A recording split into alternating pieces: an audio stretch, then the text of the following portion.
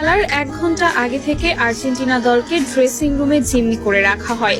Final জিতলে আর্জেন্টিনার ফুটবলারদের জীবনের ঝুঁকি ছিল, তা না হলে আর্জেন্টিনা এত বাজে খেলে হারতো না। এবার ফাইনাল ম্যাচ নিয়ে মুখ খুললেন ব্রাজিলের ফুটবলার কাকা। স্পেনের কাছে হেরে বিশ্বকাপ নেওয়া হলো না আর্জেন্টাইনদের, তবে সে ফাইনাল ম্যাচটি নিয়ে এখন আলোচনা তুঙ্গে।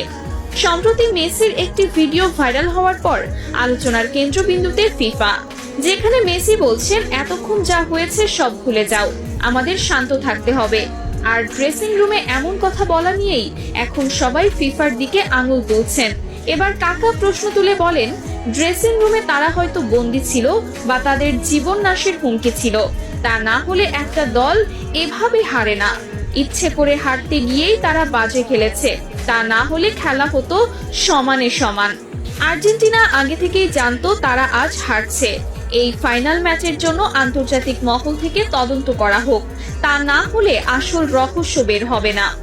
কাকা আরো বলেন, ফুটবলের মতো নিরপেক্ষ খেলায় যদি এমন নোংরা রাজনীতির প্রভাব পড়ে, তবে কোটি কোটি সমর্থকের আবেগ চিরতরে হারিয়ে যাবে। তাই সত্য প্রকাশের স্বার্থে ফিফাকে অবশ্যই এই ঘটনার সঠিক জবাবদিহি করতে হবে।